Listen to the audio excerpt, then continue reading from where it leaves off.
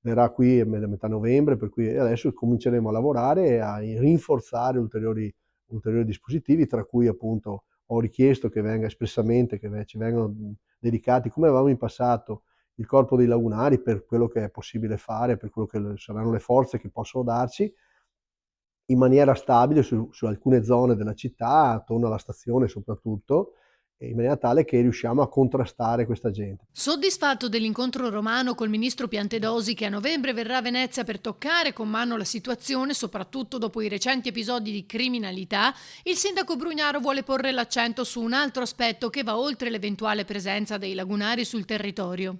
A tutti dico che noi spendiamo come comune quasi 60 milioni di euro. Quando io sono arrivato ne spendevamo 40, adesso siamo arrivati a una spesa quasi di 60 milioni. Esistono a Mestre gli operatori di strada, esistono i furgoncini che portano le persone in difficoltà alla casa dell'ospitalità, se c'è freddo, se hanno bisogno di ricovero. Esistono dei luoghi dove portiamo, me li sono inventati, dove portiamo i tossici se sono mezzi strampalati perché possono riposarsi, bere un caffè, esistono, ci sono persone però che rifiutano questi aiuti, Poi, prosegue il sindaco, anche le leggi devono fare la loro parte. persone che vengono a delinquere, fanno gli scippi, arrestate più di 20 volte e rimesse immediatamente in libertà, ricontinuano a rubare. Questi sono provvedimenti legislativi che vanno posti all'attenzione del legislatore, evidentemente, perché non si tratta di appesantire le pene, non è che uno non fa un reato se tu aumenti di 1 anno di galera. La realtà è che devono diventare esecutive, dobbiamo riuscire a metterli in cella. Allora è meglio,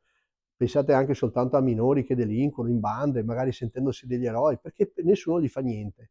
Allora dobbiamo rimettere al centro l'equilibrio e il rispetto tra persone. Culturalmente il senso è lavoro, integrazione sociale, positività per la stragrande maggioranza della gente che viene in Italia, ma per quelli che vogliono delinquere dall'altra parte ci vuole il bastone, non c'è niente da fare, perché se no non li incentivi a passare dalla parte di qua dove c'è la carota. Dobbiamo dare indicazioni, delle regole chiare, forti e chiare. Noi su Mestre non molleremo, per cui continuiamo pure a denunciare tutto quello che succede, perché dobbiamo vincere.